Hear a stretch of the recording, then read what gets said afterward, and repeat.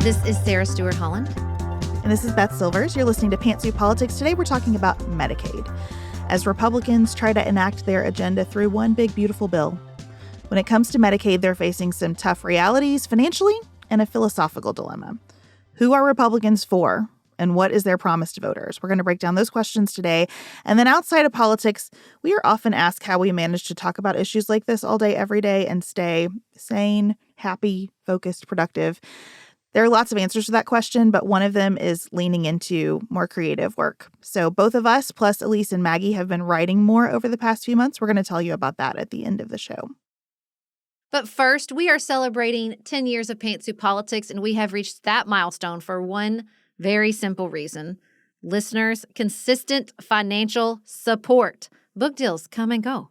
Speaking gigs can disappear. And the adpocalypse can and has come for us at Pantsuit Politics. We are here 10 years later, putting out episodes twice a week because of all of you who financially support the show. That's it. We really try to honor that support by making a lot to thank you and to make your investment in us worth it. Sarah breaks down the headlines every morning. I go into a single issue in the afternoons. We make a bonus spicy episode on Thursdays, and it is spicy this week. We know that we make a lot. There's no test. It's just a buffet. We want you to take what you like, leave the rest, and know that you are contributing to our business in a way that allows us to continue to make these 2 free episodes every week. Now, for those of you who have not yet financially supported our show, we really need you. We would love to have you. And we have made something very special for this summer to lure you over to our community.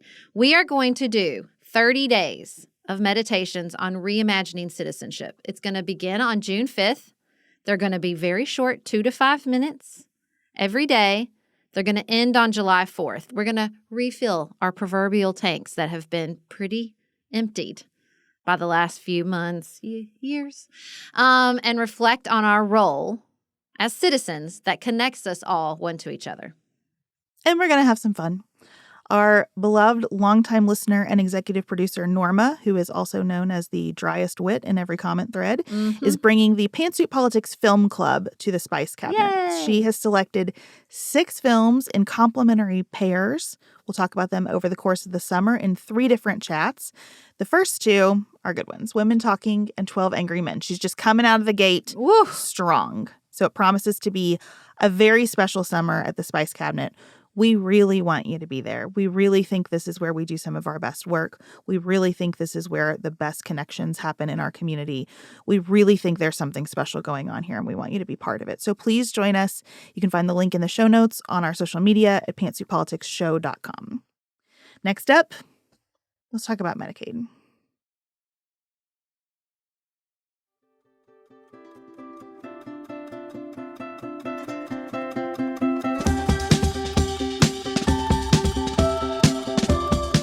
Sarah, I was thinking about the price of Medicaid, which is what is driving the discussions in Congress right now, and how important it is to just stay kind of zoomed out on the fact that healthcare inflation has been going on a lot longer than we've been talking about inflation for anything else, much longer than we've been chatting about the price of X. And that is because we keep getting better at healthcare. People get more specialized, the equipment gets better, the drugs get better, the regulations get tighter, and that's had some really amazing results, and it has been really expensive. Yeah, and I think the problem with all these conversations and what fuels so much of the Medicaid discussion, it fuels any conversation about healthcare, is people feel like we are spending more and the specialists get more specialized, but overall people are still pretty unhappy with healthcare in this country. They're certainly unhappy with the state of health, I would say, in this country, in their own lives, and the lives around them. And so I think that's sort of this like bubbling underneath any conversation about Medicaid. People are mad about what they're paying for their own health care. They're definitely mad if their taxes are paying for other people's health care. I think that what we are able to do in healthcare on some unconscious level raises everyone's expectations about what our quality of life ought to be like. And I think that we also have to recognize that we just don't want to get sick in general. We don't want to interact with the healthcare system much if we don't have to. I also have just been thinking a lot about how I'm not sure insurance squares with bodies, because most insurance is for things and for catastrophic wreckage of things that can then be prepared, and then you're kind of done and you move on from it.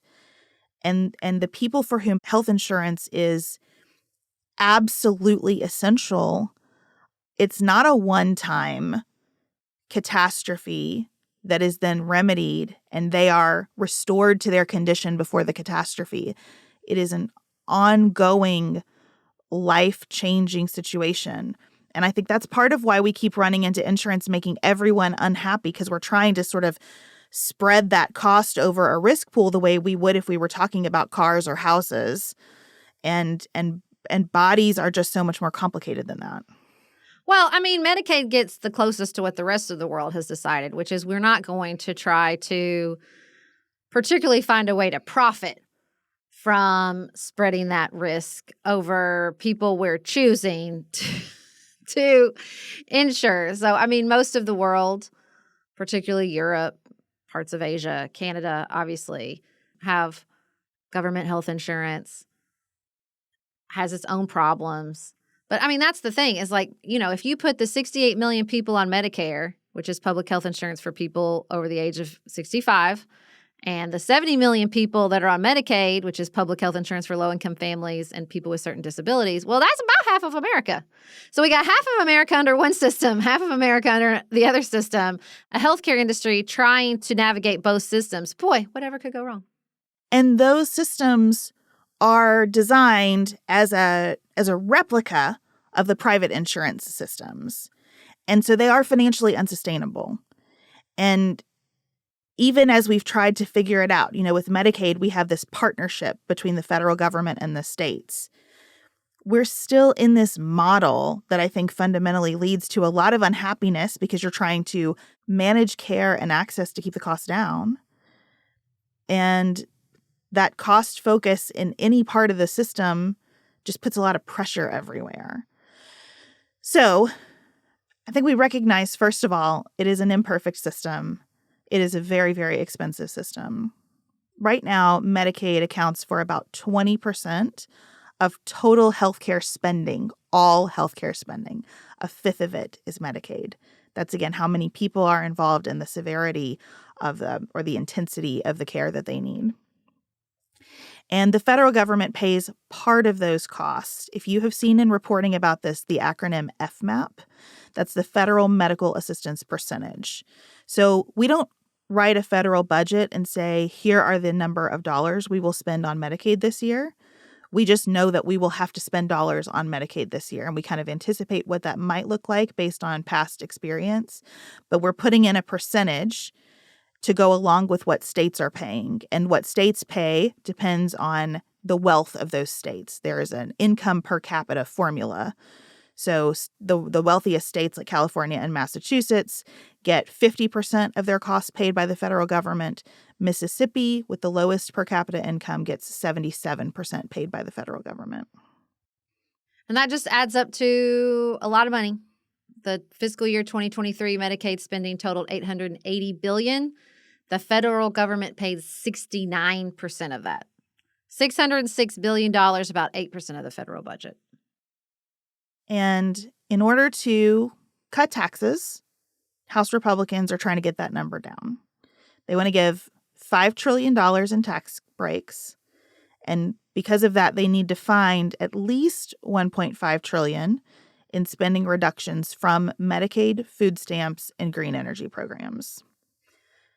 I don't know how you spend that when the bulk of the revenue that we are going to lose from taxes would have been paid by people who make $400,000 or more a year. So you really are taking money from the bottom in order to benefit the top of the income scale. I think that's a great way to say it. People who make over $400,000 a year are going to get to keep more of their money, and people on Medicaid are going to lose their benefits. Is that seeming like an unfair spin? And it is plain enough that it is dividing the Republican conference. So that's what we're going to talk about next.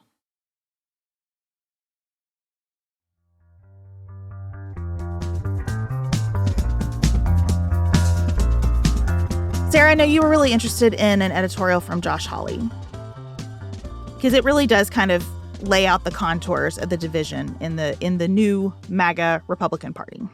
Well, I mean, look, Josh Hawley is a great politician, and he understands and has for a long time and has been motivated to, that's why him and Elizabeth Warren are like, I don't know if they're buddies, but they work on a lot of legislation together. Because he really he is motivated to be the party of the working class. He really wants to reformulate the Republican Party as a party that protects people at the bottom end of the socioeconomic spectrum and their benefits under Medicaid and the like. To me, it's just it's not even just the people who are like, okay, I want to protect and expand Medicaid. I want to be the party of the working class. To me, the toughest one is like you have the fiscal hawks who haven't they always been a bit out of place in a party that's so desperate to cut taxes? You got to, now I guess not when money was cheap and our interest rates were low. Maybe that worked for a long time, right? You could square that corner. Well, I think you square it philosophically by saying the fiscal hawks are not only fiscal hawks, they fundamentally don't believe that government should be collecting taxes because they don't think government should do things. Yeah. Right? And so they both think people should keep more of their own money and government should stay out of basically every aspect of life. I mean, to me, here's the thing. If you are a Josh Hawley or you're a Sarah Stewart Holland, and you don't want to see these work requirements, which basically just increase the administrative burden on the government. They cost money. They keep people away from benefits that they qualify for because you have to jump through so many confusing hoops. I mean, be happy. They pushed them to 2029 under these, all the committees stayed in for hours and hours and hours marking up these bills. And they pushed all this out to 2029. They do this all the time. This is what... if you scratch at the surface of so much of these budget talks is particularly hilarious to me. I mean, first of all, it's I looked up the numbers. It's 95% of the time they don't do reconciliation. They don't really do the part of the process they're supposed to where they lay out the priorities. 75% of the time they don't do the 12 bills that they're supposed to pass, the 12 separate appropriation bills. I mean, I think they've done that twice in the last 15 years. And then even when they get it through, even when they get an actual budget bill through, here's what they do. They sequester or they push it off, knowing that when that timeline hits, everybody will be like, oh, goody, nobody's paying attention. We're not doing any of this. They're not going to do these work requirements. It's 2029 and states can get out of it if they don't want to. It's too hard.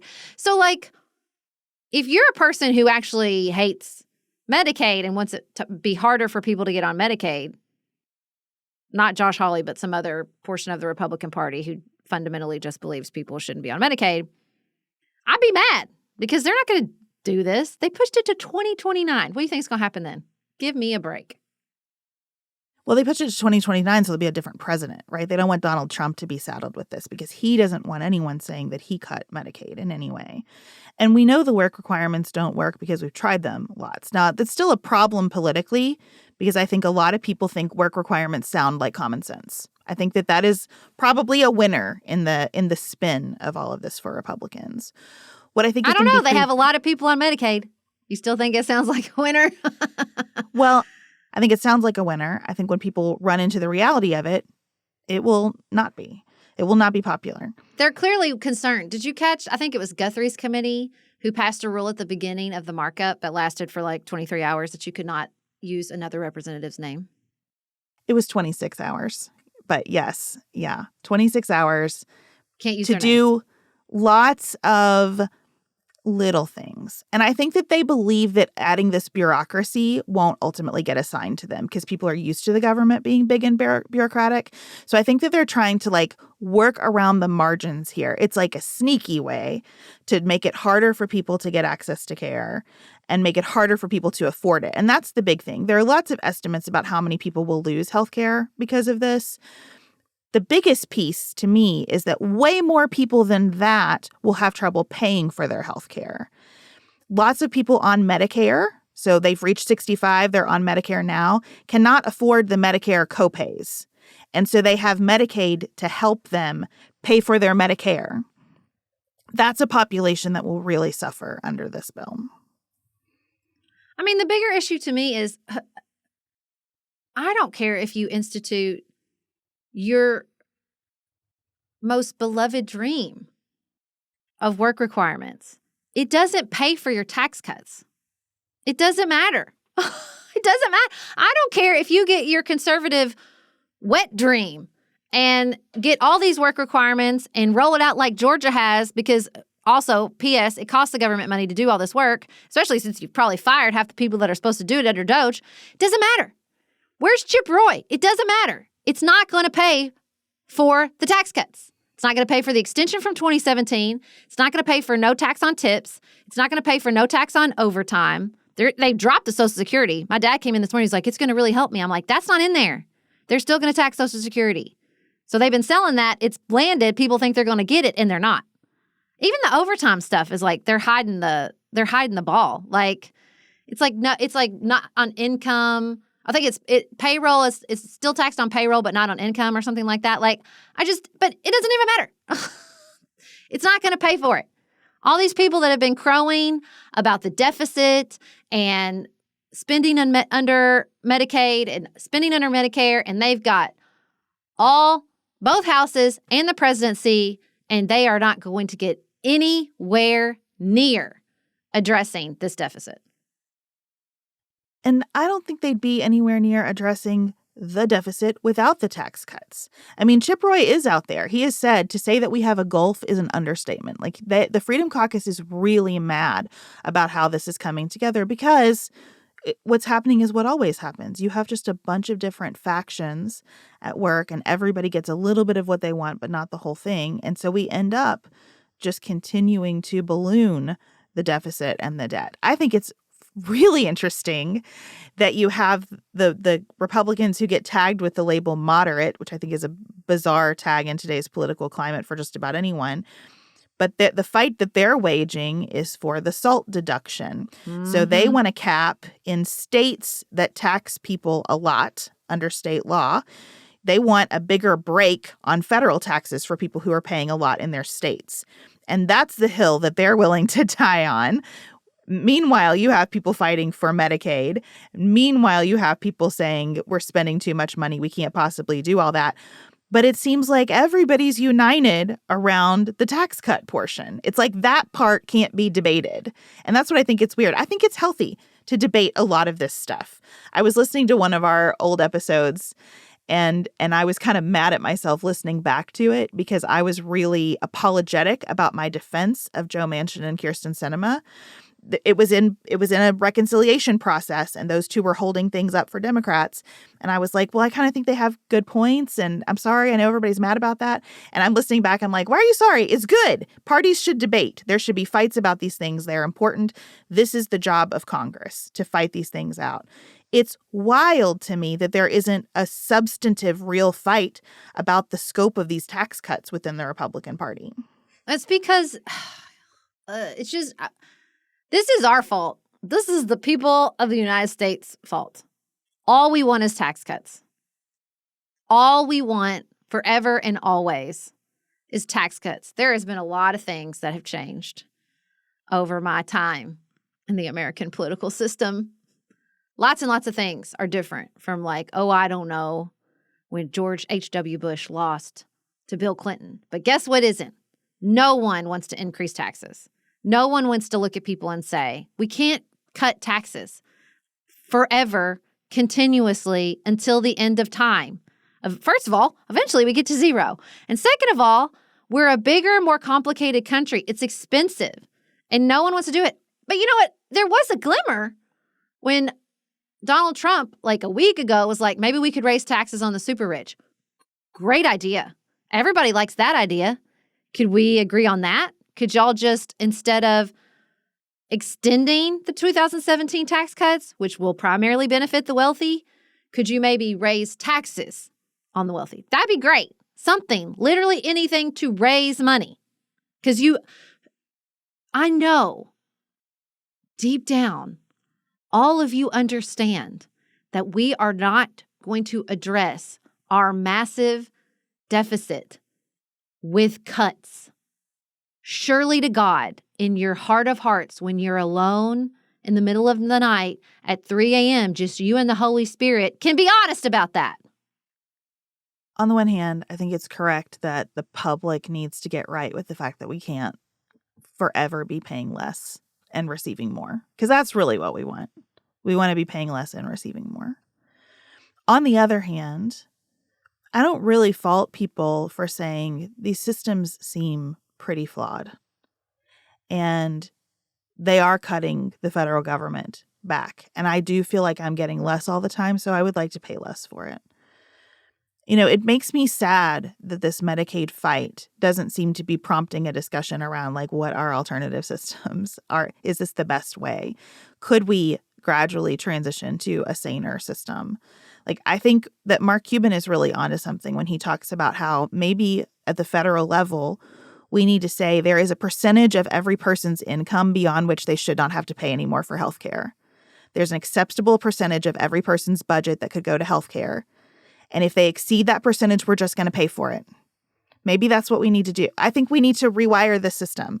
I think the federal system looking like private insurance, sort of, but not, and influencing private insurance, but sort of, but not, and all of that influencing what people actually charge for stuff, but not, like, we just keep dabbling, right? This is what happens every time Congress takes a swing at it. They dabble.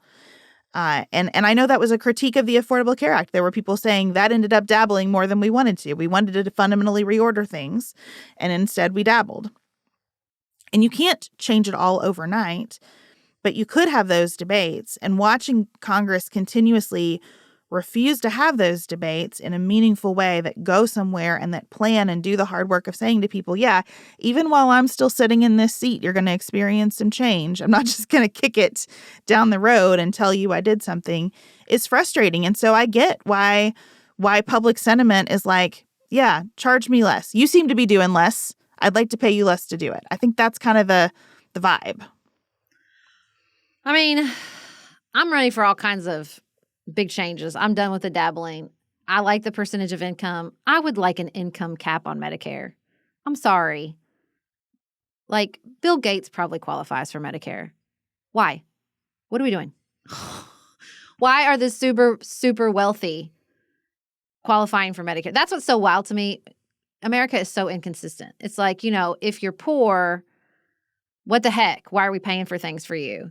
But it doesn't matter how rich you are. We'll gladly pay for your health care and Medicare. What? That doesn't make any sense, guys. That's not philosophically consistent at all. So there's all kinds of things I'd like to go back to the drawing board on with some of our social safety net. And it's not like it has to be like immediately. You phase it in. You know, the people who signed up for a certain system, fine. We cover you until you're outside of it. But the people signing up now, we're going to do things a little bit differently. I just don't know why we keep dabbling. I mean, we're not even dabbling. 2029, my ass. Ain't nothing gonna happen in 2029. I mean, I think what we mostly want is a social safety net where the federal government is poverty insurance, and not even insurance, where the federal government is a backstop to extreme poverty. I think that's what most of us are looking for. And I think that a lot of the sentiment that both conservatives and progressives have criticized in very different contexts over time is that the government, by trying to not directly be that, ends up exercising a lot of control. And that control starts to look dumb when you map it on top of 330 million people over 56 or whatever we are at states and territories. Like, it's really hard to, like, have your fingers in everything when we are this diverse. And so I just think a lot of these systems amount to the public saying, please just ensure that there is some standard of living beyond which we do not let one another fall. And do that without all of the paperwork and paternalism. But that is not the conversation in Congress. This is more paternalism. This is, you have to prove to us that you're working this many hours a week, and make sure you're working those hours even though you qualify for Medicaid. So a lot of things in your life are not conducive to supporting your full-time employment right now. Like, it's just, it's bananas. It And doesn't it's even, false. It reads as false. it doesn't even matter. He doesn't have the votes. Why are we spending 26 hours at committee meetings for bills you don't have the votes for? You can lose 3. Right now, you've definitely lost more than 3 in the House, much less in the Senate, where Holly's like, I'm not voting for it. Like, what are we doing? What are we doing with this big, beautiful bill? I would like to ask. And I think that gets to this breakdown in Congress where, and you know, I know that there is a lot that we've complimented former Speaker Pelosi on lately, but she also cares just about the House, right? And a lot of people care just about the Senate. And I think what we're seeing right now with Mike Johnson is that the House, for their members, for their votes in their districts, need to tell people, well, we did it. It was the Senate. If you're unhappy with the substantive result, blame the Senate or blame the Democrats or blame anybody but me. That's why they spend 26 hours on this, because they want to be able to say, I did the thing. So keep electing me and be mad at everything else in the system. I have thought Mike Johnson didn't have the votes before, and he has proven me wrong. So we will see how he continues to navigate this. He says it's going to be done by Memorial Day. So that's our deadline hanging out there. We'll see. And the Senate says it absolutely is not going to all be done by Memorial Day.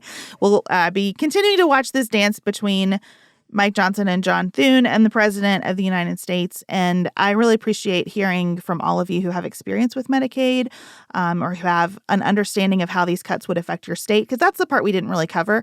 Medicaid is administered very differently across the states. So when you make these changes around the periphery, there is like a very disparate impact depending on how the state program is set up. So we'd love to hear from you about what the effects might be in your state. And next up, we're going to take our exhale of the episode in Outside of Politics.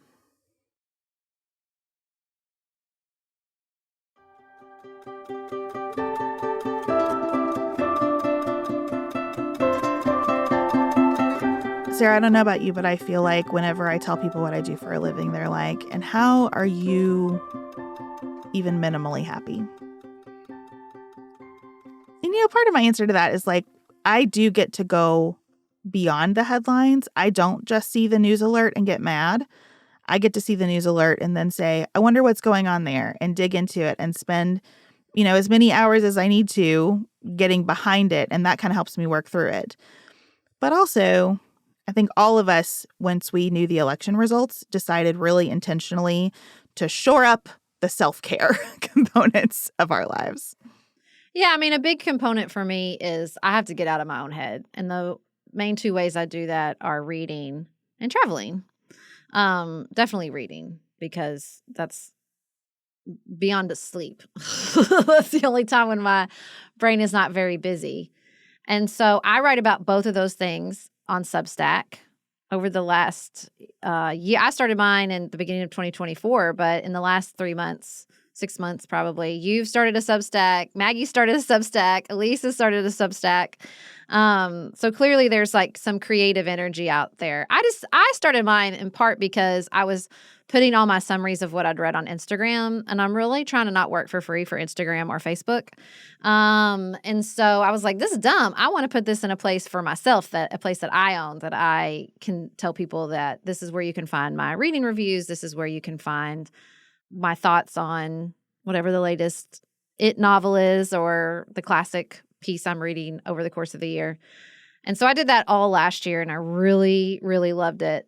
And thought, well, what else can I move over to Substack? Because I write these travel itineraries. I travel so much. And basically, the situation is I love all y'all, but I can't answer you one by one in my DMs about where I stayed, what Airbnb I went to, and where I ate. So I put every trip in these itineraries, and they're literally like, this is what we did. This afternoon, we ate here. This is the line we encountered. Here's how to miss it. I've written them up about all our national park trips, about all our European trips. I wrote a big one I'm really proud of about Japan.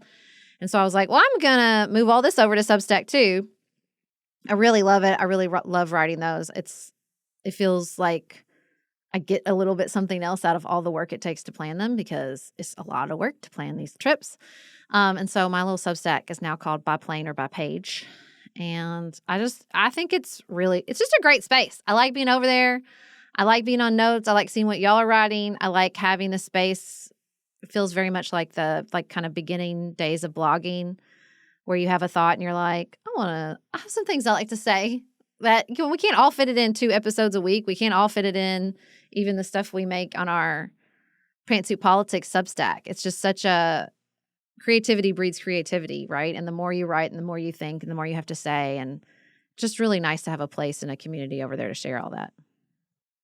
We did a live video chat with the CEO of Substack a few months ago now, I guess, talking about our experience moving over there. And I said in that video that to me, Substack feels like a mall. There are some people who are very precious about it as sort of a writerly community for certain types of writers. And I don't feel that way. I feel like Substack is a mall. And it's nice because you can set up just about any kind of store there. And people see all the stores as they're browsing through. And sometimes you go there because there's an anchor store that you want to visit, but then maybe you find other things. And sometimes you just like everybody's just walking around seeing what they like. And there's something for everyone. And so because it feels just so open like that to me, it felt like a good place to maybe put some of the creative energy that I didn't really know what to do with. I think I have been wrestling with how much to talk about my faith on the show. It is such a big part of my life. It is such a big focus of kind of how I want to grow as a person right now. And I'm really aware of the fact that people listen in all different spaces around faith. And some folks are really hurt by churches and don't want to come to their politics show and have that hurt activated. Some folks just think it's all like hocus pocus and don't want to hear about it anyway. So I've kind of wanted a space to explore that more and to explore it in different forms. I tend to write in very short form on Substack. I write a lot of poetry. I write a lot of I call my Substack thoughts and prayers because it is often just like a quick thought, but that I wanted to get out and share. I just wrote a piece about how I called it Also Church Breaks My Heart because I am in a lot of spaces talking about how much I love church and how committed I am to it. And that's true. But I wanted to say that it's also really hard and open some conversation about that. So I kind of think of my Substack as like this like tiny little craft shop in the mall that you're like, wonder how they're affording the lease here. But it is because it's just such an open canvas for people to come and do their thing on. And I really enjoy that. Yeah. I mean, I think it's such a great space, no matter what you're interested. I mean, obviously I'm a big reader. The amount of Substacks that are like for long reads are incredible. Like if you've like, I've always wanted to read this book, but I feel like I can't tackle it alone. Like I'm reading War and Peace with footnotes and tangents this year. It's such a gift. It's such an incredible way to read along with things. I even have my own little book club over at Substack called First Books Book Club, where we're reading really, really famous best-selling authors' books, first books that made them famous. So we read Danielle Steele's Passion's Promise. And now we're reading James Patterson, Along Came a Spider. We're going to read Tom Clancy, Louis L'Amour. So that's like reading together that way. It's just, I feel like it's a really good space for book clubs. And there's a lot. You can, whatever you want to read or read along with, you can. Maggie's doing one where she reads all the presidential biographies. Hers is called I Too Sing America, but she wants to read them written by women. Some of y'all going to have to join Maggie because some of y'all going to have to write these biographies because there's not a biography of every president written by a woman. So you're going to have to join Maggie over there and help her out on her project by writing some of these actual presidential biographies. And then Elise writes Nap Time, N-A-P-P after her last name. We talked her into that. She wasn't sure about it, but I was like, no, Elise, it's awesome because she's coming out from being, in the trenches of early motherhood and has a lot of creative energy. So it's just fun to see how people use this space and like if they put tight bounds around what they write about there or if it's like totally open. Like I think it's just really fun to see not just our team, but how all kinds of people use that creative energy what they have to say, how they want to say it. I mean, there's some people spilling realty on the publishing industry right now, if you're into that, over on Substack. So whatever you're fascinated by, if you want to hear more from our team, it's a great place to be. Yeah, Elise is really writing about like food and culture, movies and books and things that she enjoys. I think that the 4 different personalities involved in our business really come through on these individual creative pursuits that we're into. And I do think you can see how we're all just trying to be like full and complete and pretty transparent people. So, you know, if somewhere in that mall there's something else that appeals to you, we'd love to see you there. And we'd also love to hear about what you're writing, because we know many, many of you write on Substack and elsewhere on the internet and are doing lots of things to kind of feed who you are in a stressful time. And of course, if you do not yet financially support Pantsuit Politics, we need you. Our goal is to get to 5,000 paid subscribers on our Pantsuit Politics Substack, where we have a film club and also our own book club and lots of shows, the Good News Brief every Thursday. There's so much that you can partake in over there. We depend on you to make these 2 free shows a week here at Pantsuit Politics. So we really hope that if you've ever considered financially and support our show, this membership drive will be the time you finally decide to make the leap and join us over at Substack. Thank you so much for spending time with us today. We'll be back with you on Tuesday with another new episode. Until then, have the best weekend available to you.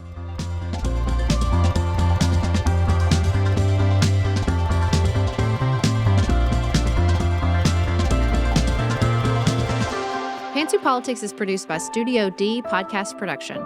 Elise Knapp is our managing director. Maggie Penton is our director of community engagement. Xander Singh is the composer of our theme music with inspiration from original work by Dante Lima. Our show is listener-supported. Special thanks to our executive producers: Stephanie Elms, Sasha Egolf, the Villanueva family, the Bookshelf on Church in Kilmarnock, Virginia, Lindsay Sauer, Laura Martin, Kristen Wendell, Christina Werner, Kristen Heidinger, Kimberly Ludwig, Julie Huff, Jill Biziano, Jessica Borrow, Jan Feltz, Jackie Franklin Earp, Heather Ericacy, the Charney family, Gabrielle McDonald and Wren, Ellen Burns, Connie Perchetti, Christian Campbell, Beth Loy, Ashley Terry, Anya Bensaka, Amy and Derek Starr Redwine, Carla Hegemeister, Emily Ho, Emily Grover Kopek, Christy Johnson, Sharice Winter, Ashley Kennedy, Mark and Rachel Redman. The Dixon family, Chelsea Garter, Christy Matthews, Ellen Scott and Karen Shoebottom, Jeff Davis, Kathleen Gallant, Michelle Wood, Nicole Berkles, Norma Starry, Paula Brimmer, Sarah Little, Vicki Jackman, Will and Jess Conway.